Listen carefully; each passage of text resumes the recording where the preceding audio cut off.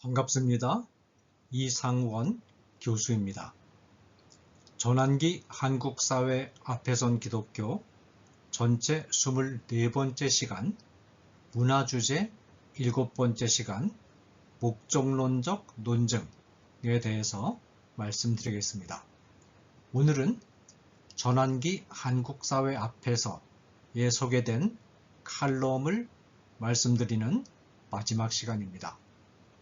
그동안 바쁘신 가운데서도 시간을 내서 이 칼럼 소개하는 내용을 경청해 주셔서 깊은 감사를 드립니다. 이제 다음 시간부터는 야고보서 강해를 진행하려고 합니다.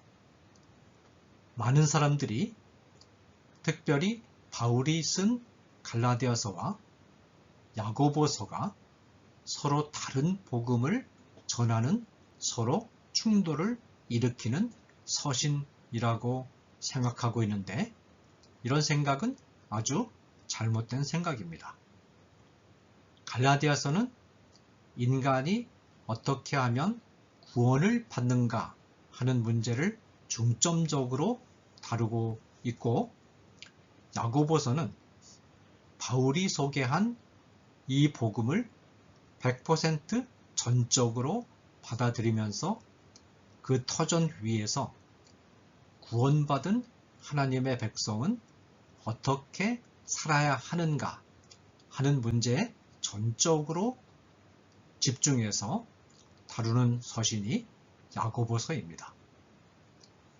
따라서 야고보서와 갈라디아서와 야고보서는 서로 충돌을 일으키는 서신이 아니라 갈라디아서와 야고보서를 함께 통합해서 읽을 때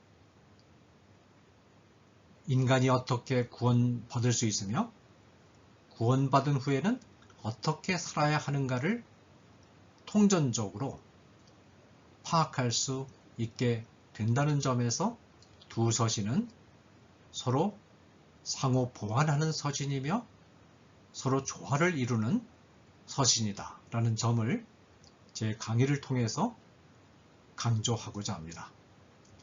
제가 갈라디아서 강해를 끝난 후에 바로 이어서 야고보서 강해를 진행하려고 하다가 너무 성경 강해만 이어서 연속해서 진행이 되면 성도님들께서 지루함을 느낄 수 있을 것 같아서 중간에 쉬어가는 그런 의미에서 칼럼 소개하는 시간을 당분간 가졌었던 것입니다. 다음 주부터 계속되는 다음 주부터 시작되는 야고보서 강의도 성도님들께서 시간이 나시는 대로 계속해서 시청해 주시면 감사하겠습니다. 그러면 이제 오늘의 주제 목적론적 논증에 대해서 함께 생각해 보도록 하겠습니다. 목적론적 논증은 우주가 무질서하게 목적도 없이 구성되어 있는 것이 아니라 극히 정교한 질서에 따라서 배열되어 있으며 우주 안에 있는 모든 질서 구조는 일정한 목적과 기능을 수행하도록 하기 위해서 의도적으로 만들어졌다는 관찰 결과에 근거해서 하나님의 존재를 증명해내는 논증 방법입니다. 이 논증 방법은 다시 두 가지로 구분이 됩니다. 하나는 정서론적 논증이고 이 정서론적 논증이라고 하는 것은 우주가 무질서하게 형성되어 있는 것이 아니라 질서정연하게 어떤 법칙에 따라서 질서정연하게 구성되어 있다는 점에 근거해서 하나님의 실제를 증명하는 논증법입니다. 그리고 다른 하나는 의장론적 논증. 의장론적 논증이라고 하는 것은 이 우주가 어떤 의도에 따라서, 어떤 설계에 따라서 구성된 것이, 제작된 것이다. 즉, 디자인 아규먼트. 어떤 디자인에 따라서 우주가 제작된 것이다. 라는 점을 강조하는 그런 논증이, 강조하면서 하나님의 설계자이신 하나님의 실제를 논증해내는 논증 방법을 의장론적 논증이라고 합니다. 다시 말해서 우주의 정교한 질서에 초점을 맞춘 논증이 정서론적 논증이라면, 우주의 목적과 기능에 초점을 맞춘 논증은 의장론적 논증입니다. 그런데 우주의 정교한 질서는 일정한 목적과 기능을 가지고 있기 마련이기 때문에 이 두 논증은 하나로 통합되어 있습니다. 먼저 보잉 747기와 자연의 비행체들에 대해서 생각해 보겠습니다. 보잉 747기는 약 400만 개의 부품들로 구성된 정교한 질서와 구조를 가진 기계입니다. 이 기계의 목적은 하늘을 나는 것입니다. 이 기계가 땅 속에 묻혀있던 철가루, 알루미늄 가루, 플라스틱 가루 등이 한 곳에 모이기를 수억 년 동안 수천억 번 반복하다가 어느 날 우연히 특별한 방법으로 모인 결과다라고 설명하면 사람들은 수긍할 수 있을까요? 전혀 수긍하지 못합니다. 어떻게 설명해야 수긍할까요?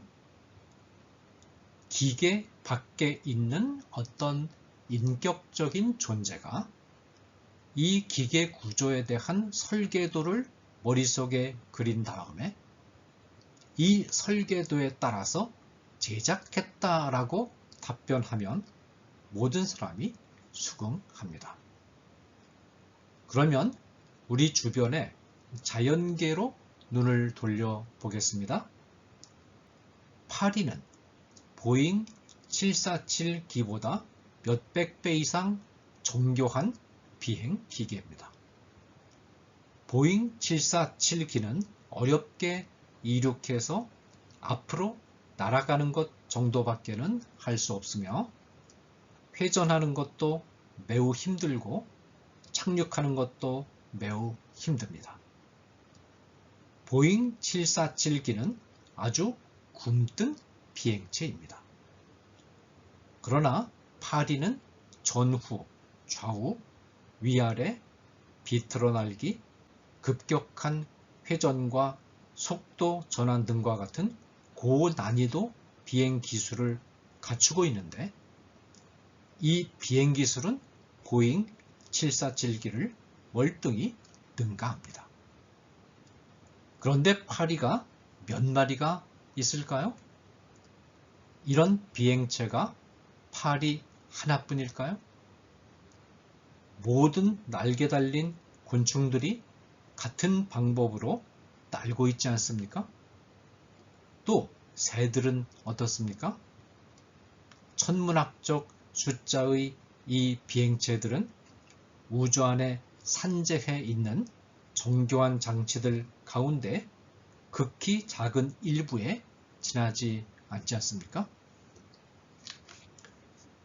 자, 그 다음에 박테리아의 편모와 골디락스 딜레마에 대해서 말씀드리겠습니다. 낸시 피어시라는 유명한 기독교 변증학자가 그녀의 책 완전한 진리에서 소개한 두 가지 사례는 이 논증을 뒷받침하는 데 도움이 됩니다. 하나는 미시적 차원의 예이고 다른 하나는 거시적 차원의 예입니다. 미시적 차원의 예로 제시된 것은 박테리아의 편모입니다.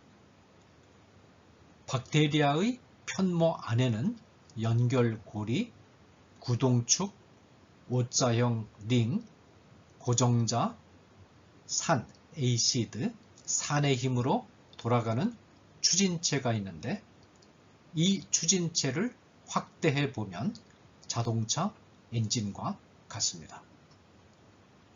자동차 엔진이 분당 2~3천 회 회전하면서 동력을 내는 반면에 이 추진체는 1분에 10만 번 회전하면서 동력을 냅니다. 거시적 차원의 예로는 골디락스 딜레마가 소개됩니다. 골디락스 딜레마란 우주가 마치 사람이 칼날 위에서 간신히 균형을 이루면서 서 있는 것처럼 복잡한 균형 안에서 너무 빠르지도 않고 너무 느리지도 않은 적당한 상태에 맞추어져 있으며 이 균형으로부터 약간만 벗어나도 별들이 모두 적색 외성이 되거나 청색 외성이 되어서 사람이 살 수 없는 천체가 된다는 것입니다. 이런 질서들이 우연히 생성된 것일까요? 보잉 747기가 이 비행체 밖에 있는 인격적인 존재도의 설계도에 따라서 의도적으로 제작되었다고 설명하는 것이 100% 합리적으로 타당한 것이라면 보잉 747기보다 몇천 배, 몇천만 배 이상 정교한 장치들로 가득 차 있는 이 우주는 우주 밖에 실제하는 우주보다 크고 우주 안에 있는 모든 정교한 장치들을 구안해낼 수 있는 무한한 능력을 가진 존재인 인격적인 하나님에 의해 기획되고 그 기획에 따라서 만들어졌다라고 보는 것은 100% 합리적으로 타당하지 않겠습니까? 자, 그 다음에 돌연변이와 누적적 자연 선택론에 대해서 말씀드리겠습니다. 진화론자는 우주 안에 실제하는 극히 정교한 장치들의 등장을 돌연변이 이론으로 설명했습니다. 예컨대 생물은 유전자의 염기 서열에 예측하지 못했던 변화가 일어나서 이전보다 훨씬 더 정교한 생물로 진화되었다는 것입니다. 그러나 초파리를 대상으로 한 실험에서 초파리의 염기 서열을 어떤 방법으로 바꾸어 놓아도 모두 기형으로 나타났습니다. 기존의 염기 서열을 조작해서 더 나은 생물체로 바꾼 결과는 단 한 건도 보고되지 않았습니다. 이 말은 돌연변이를 통하여 더 정교한 생명체가 등장하는 것은 불가능하다는 뜻입니다. 그렇다면 이제 진화론자들은 돌연변이 이론이 잘못되었음을 인정하고 이 이론을 버려야 합니다. 그러나 진화론자들은 이 이론을 포기할 수 없었습니다. 왜냐하면 돌연변이 이론을 포기하는 것은 곧 진화론 체계가 무너지는 것을 의미하는 것이었기 때문입니다. 진화론자들은 돌연변이와 진화론을 살려내기 위해서 누적적 자연 선택론이라는 것을 고안해냈습니다. 누적적 자연 선택론이란 돌연변이가 한 번, 두 번 아니면 100번 정도 진행하면 더 좋은 생명체를 생성해낼 수 없지만 헤아릴 수 없이 많은 횟수만큼 돌연변이를 반복하다 보면 더 정교한 구조를 갖춘 생물체의 등장이 가능하다는 추론입니다. 자, 그 다음에 원숭이의 타이핑 유추와 바이오모프 유추에 대해서 말씀드리겠습니다. 진화론자들은 자신들의 이론을 뒷받침하기 위해서 두 가지 유추를 제시합니다. 하나는 원숭이의 타이핑 유추입니다. 원숭이에게 아무렇게나 타이핑을 하도록 기회를 주면 의미 있는 문장이 나올 수 있을까?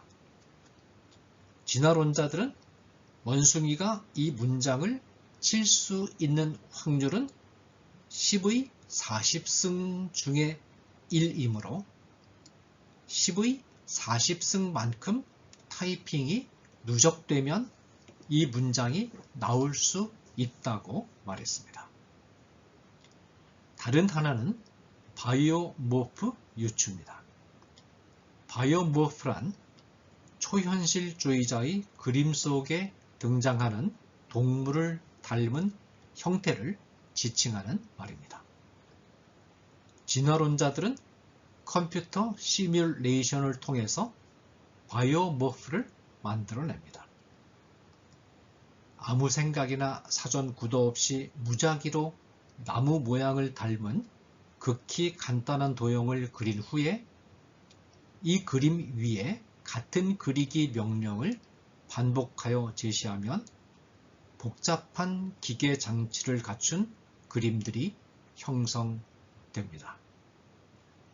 같은 원리에 의해서 돌연변이가 수십억 년 동안 반복되어 누적되면 한 번 정도는 정교한 구조를 가진 생물체가 만들어질 수 있다는 것입니다. 그러나 누적적 자연 선택론은 몇 가지 중대한 결함을 안고 있습니다. 첫째로, 누적적 자연 선택론이 전제하는 수조 회 이상의 반복 또는 수십억 년 동안의 지속적인 그림 그리기 후에 새로운 것이 등장할 확률은 수학적으로 계산하면 0입니다. 십진법에서 소수점 이하의 숫자를 반올림하여 1로 계산하려면 0.5 이상이어야 합니다. 0.5 이하는 0으로 환원됩니다. 0.6은 1로 계산되지만 0.4는 0으로 환원됩니다. 그렇다면 0.000000001은 1로 반올림해야 하는가? 아니면 0으로 환원되어야 하는가?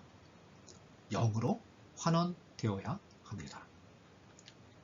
따라서 수십조 회나 수십억 년 동안의 그림 그리기 후에 새로운 것이 등장할 확률은 수학적으로 계산하면 0입니다.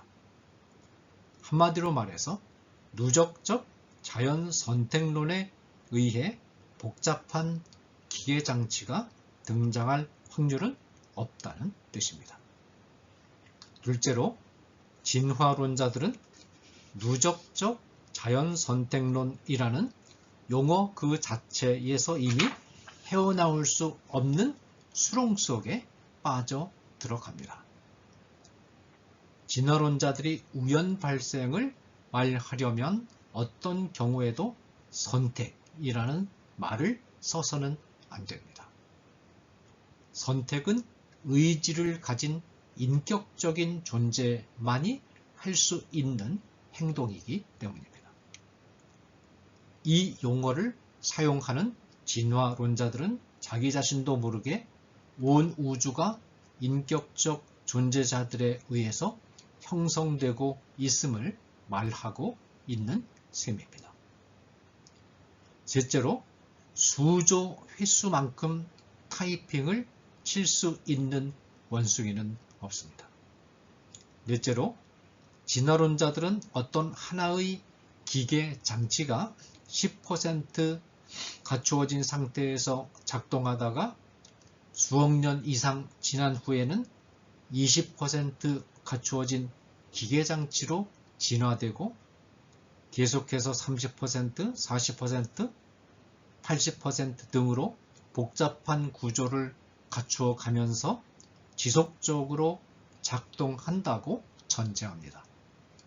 그러나 기계 장치는 마지막 부품 하나가 맞추어져서 100% 완성품이 되어야만 비로소 작동하며 완성품이 되기 전에는 아예 작동을 하지 않습니다.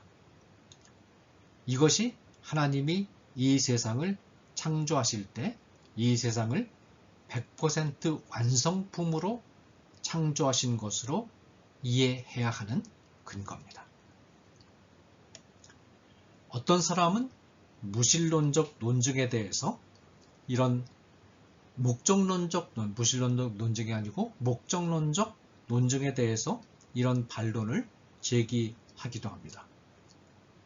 이 우주 안에는 목적과 기능을 가진 정교한 구조도 존재하지만 목적이 없는 무질서한 부분도 존재하지 않느냐.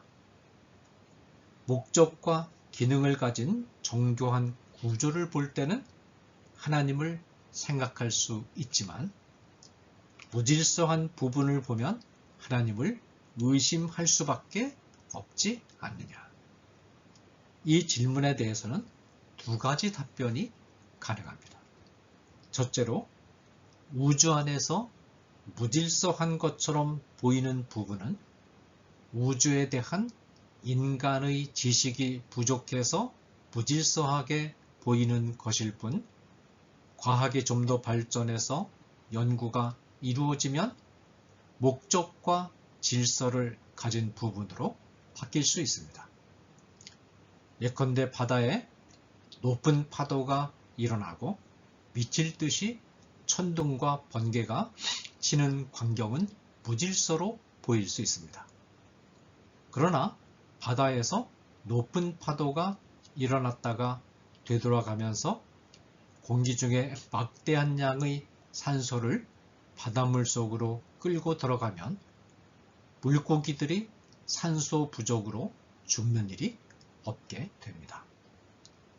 하늘 가득히 번개가 치면 막대한 양의 질소가 생산되어 온 땅에 떨어지고 땅에 떨어진 질소는 산천초목을 위한 좋은 비료가 됩니다. 둘째로, 만에 하나 우주의 99%가 무질서 속에 있더라도 단 한 건이라도 목적이나 기능이 있는 정교한 질서가 존재하면 하나님이 존재한다는 것을 증명하기에 충분합니다. 해변에 조개가 살고 있는가를 어떻게 증명할 수 있습니까? 조개 한 마리만 발견하면 됩니다. 그러나 해변에 조개가 살지 않는다는 것을 증명하려면 어떻게 해야 할까요? 해변 전체를 뒤져봐야 하고 조개의 유생들이 바닷물에 떠다니므로 바닷물을 다 조사해 봐야 하고 조개는 바위 밑 1m까지 파고 들어가므로 해저를 다 탐사해 봐야 합니다. 이것은 매우 어려운 작업입니다.